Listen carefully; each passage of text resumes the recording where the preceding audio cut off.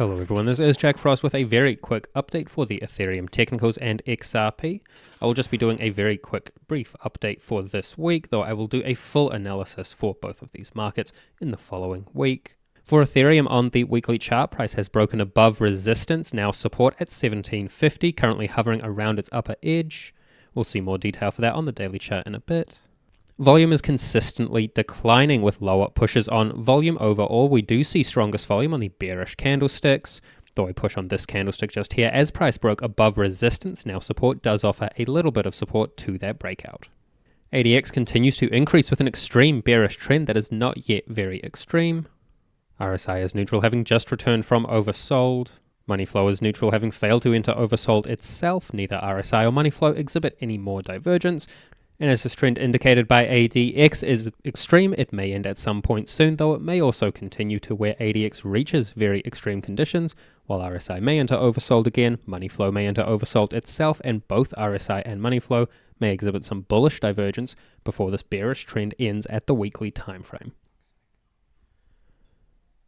On the Ethereum daily chart, we see more detail for price's recent increase after this last low just here. Price breaking above resistance, then support at 1800, currently moving around this point. At this point, it is currently used as a resistance point. Volume is consistently declining on the daily time frame as well. However, on the daily time frame, we see a little bit more support for upwards movement with pushes on these bullish candlesticks here. ADX continues to decline on the daily time frame, showing no clear trend. And as ADX declines on the daily time frame for Ethereum, we use the model of stochastics plus support and resistance. This model suggests the previous upward swing may be complete, where price has found resistance at 1800, and a downward swing may occur at this point, potentially towards support at 1500, where price may find that support point, while stochastics may enter oversold. It is always important to note, and I mention this in basically every video, that we rely more heavily on the Elliott Wave count, particularly for cryptocurrencies like Ethereum, as well as XRP. And so if you do want the Ethereum Elliott Wave count, we do an update for that every Tuesday on Eastern Standard Time at pureelliottwave.com. You can always sign up for that using the link in the description below. On the XRP weekly chart, nothing has changed for this wave count. I'm mostly just adding this for the additional data. Price moving a little bit sideways for the beginning stages of minor wave 5 within the final stages of intermediate wave 3. We have removed the Fibonacci estimate duration for primary wave 3, as at this point we think it is best to just focus on the short-term durations for the end of minor wave 5 and intermediate wave 3. It is important to note that while July 17th is getting closer and the target is still quite a ways away, but with markets like XRP and Ethereum, just cryptocurrencies in general, they tend to end their bullish movements and motive structures with a lot of sharp, strong upwards movement. And so at this point, we will leave these Fibonacci durations as they are. And as always, it is important to remember that these targets and Fibonacci durations are not correlated. And so this Fibonacci duration really just gives us a vague idea for where these waves may be labeled complete, while the target gives us a more specific idea for the point where that structure may be complete. And this low at the end of minor wave 4 on the weekly chart is this low here on the daily chart. We see more detail for the upwards movement for the very beginning stages of minor wave 5. As previously mentioned, with the motive structures for XRP and cryptocurrencies in general, they tend to end with strong upwards movement, sometimes almost vertical movement. And so for the beginning stages of a structure like minor wave 5, it is common for it to start out slow, accelerate through the middle, and explode at the end. And so at this point, this lack of range and momentum is not really cause for concern. And I've altered this Fibonacci duration for minor wave 5, seeing it to potentially end around August 13th if it lasts a Fibonacci 89 days.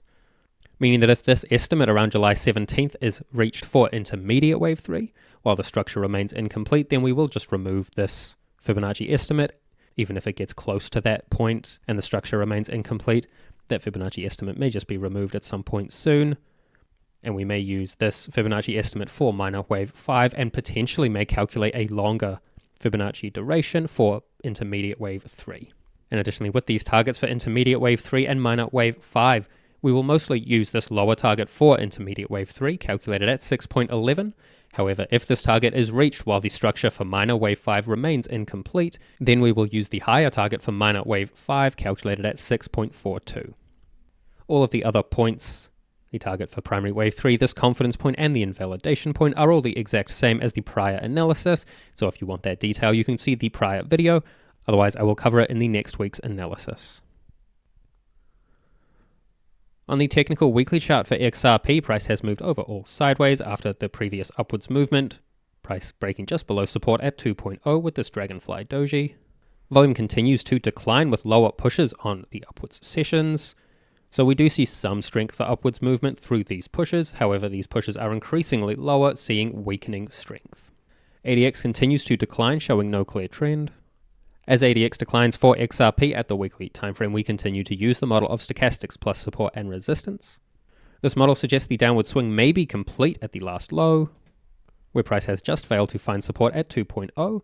However, as stochastics has not actually entered oversold, the downward swing may continue towards that point at 2.0, where price may more thoroughly test that support point as it has done previously, while stochastics may fully enter oversold.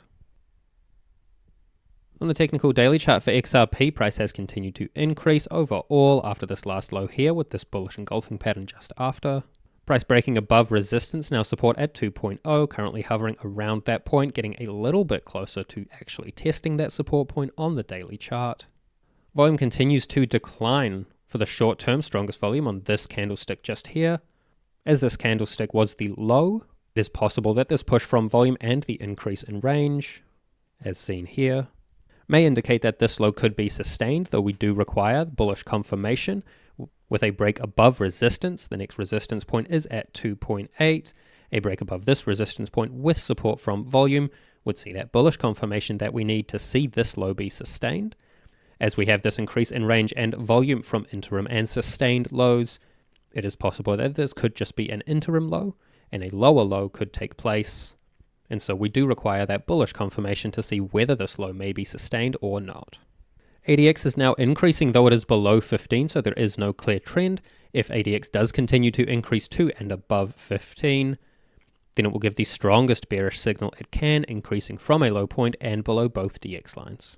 And as we do not have a clear trend from ADX, we continue to use the model of stochastics plus support and resistance. This model suggests a downward swing may continue towards support at 2.0, where price may test that support point again, while stochastics may enter oversold. As always, we do rely more heavily on the Elliott Wave count for markets like XRP as well as Ethereum, but it is important to keep this technical data in mind for a more clear and objective view of the market. That's all for me with your brief update for XRP and the Ethereum Technicals. I'll be doing a full analysis for these markets again, so if there is anything that I did not cover, it will be covered in the following video. Thank you, and I hope everyone has a good week.